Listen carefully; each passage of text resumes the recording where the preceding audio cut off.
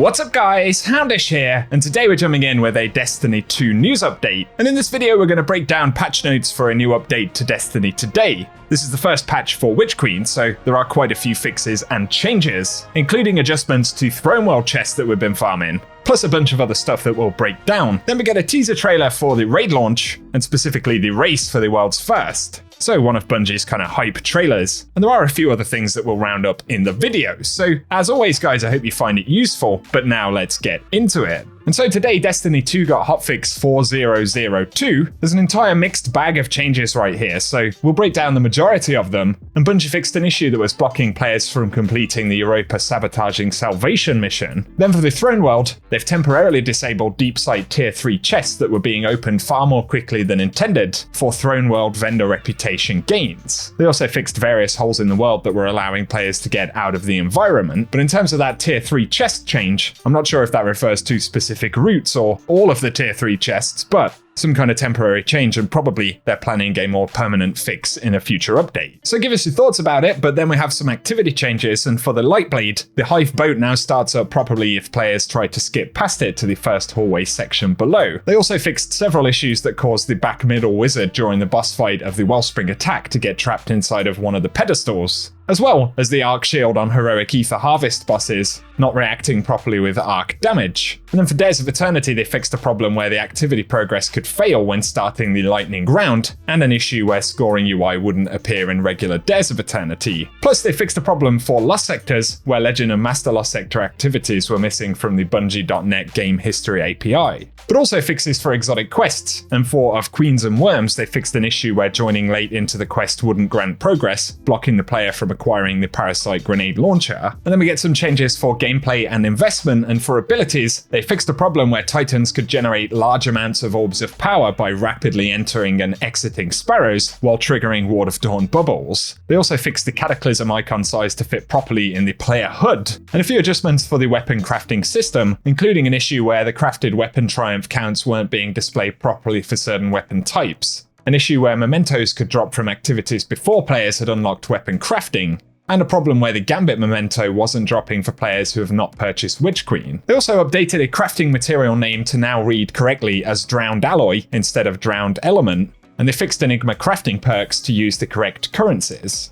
Then there's a section on adjustments for weapons, and Grave Robber has been re-enabled for glaives after being temporarily disabled due to an ammo generation bug. Hunter Dodge can also now cancel out of glaive melee animations. And then some bugs, one where Funnel Web was displaying incorrect magazine values when comparing perks in the inspection screen. They also fixed an issue where some Foundry weapons only have their source origin trait. Also the Ragnhild D wasn't displaying the correct zoom, and a few changes there for weapons having missing or incorrect stats. But on top of this, they adjusted weights on legendary weapons available at Banshee so that New World weapons have an increased chance of drop-in. So that could make things like the Funnel Web much easier to acquire, without necessarily doing some of the farming stuff. But then they fixed an issue where glaive melee kills didn't count towards glaive kills in a player's match history, and a problem where the Outlaw perk appeared twice in the first column for the Crisis Inverted Hand Cannon. There are some adjustments to armor here, and for Sealed Ahamkara Grasps, they no longer reload glaive magazines on dealing projectile damage. But also high stat armor rolls have been added as rewards for player elected difficulty campaign missions. So that will be an additional layer of reward there.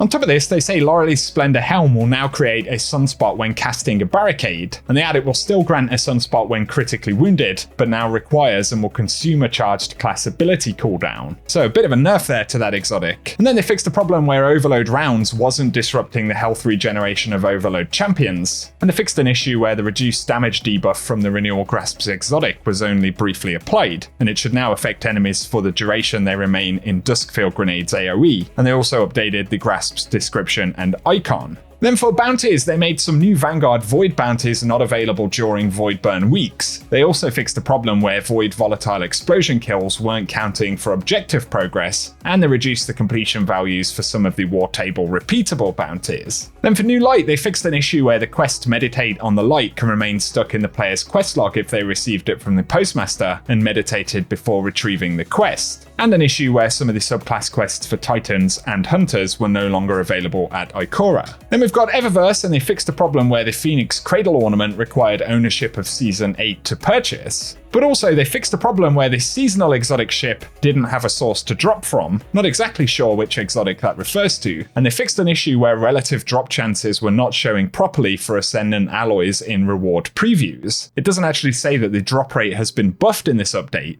so I'm not sure if that's something that's just missing, or whether alloys are going to drop a lot more from much harder difficulties. But in general, they fixed a problem where the ghost was upside down during the meeting with Kaito, a problem where players couldn't exchange synth cord for synthweave at the loom. They also increased the cost of pulling weapons and armor from collections to prevent gunsmith reputation farming. I didn't actually know that was a thing. Unfortunately as well, they fixed the problem where the Knight's chill shader wasn't displaying correctly. That's the one that had the pink and blue pattern instead of the actual colors. Unfortunately, we've lost our flair on that one. They also say there are various stability and crash fixes that they've put in, and there are some localization changes that you can see on screen.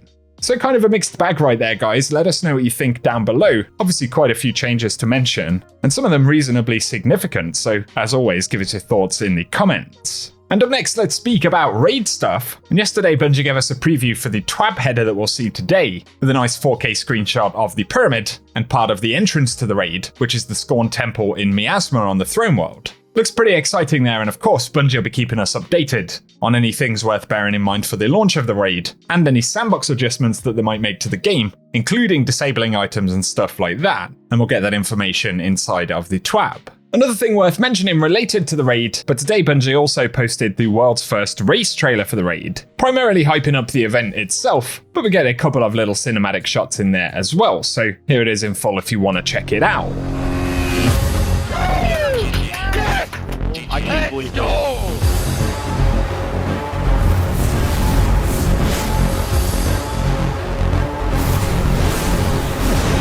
Go, go, go, go! I'm embarrassed. Got it.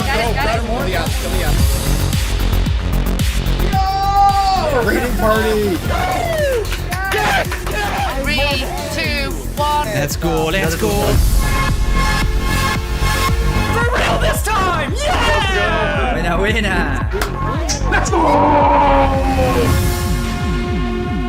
Okay, I don't think this was the right way.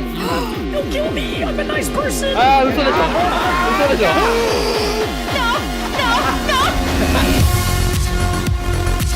Everything you got. Shoot him! Let's go! Yeah!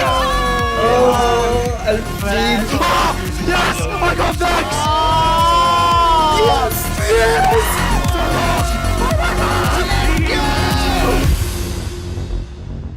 It was neat to spot my buddy Jarvin there as well, plus some cinematics showing Guardians spawning into the launch area, and another very cool clip of the pyramid itself. So it'll be very cool to check out Vow of Disciple. I'll keep you guys posted on that new content.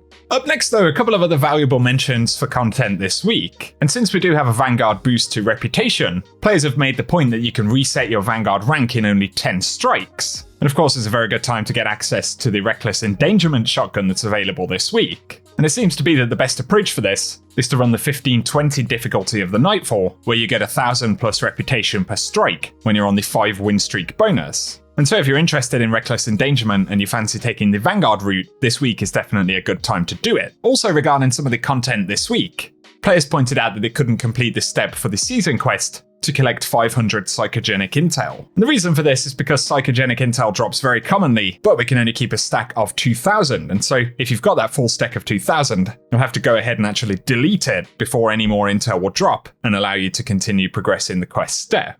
But again, I wouldn't worry too much about getting the intel, as we get a ton of it dropped either by killing enemies or activity completions, including some of the stuff that we have to do as part of that quest, so you can definitely earn them back very easily.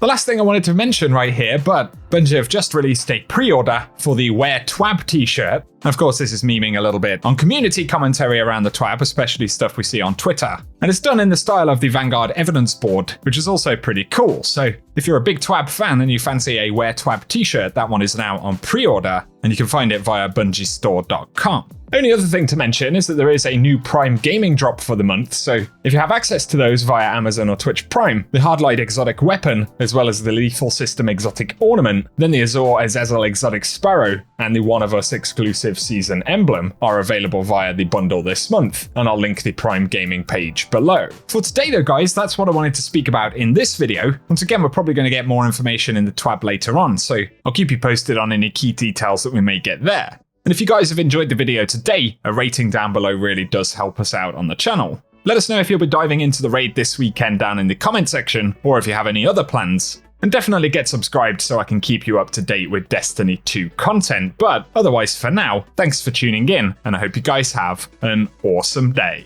An awesome day.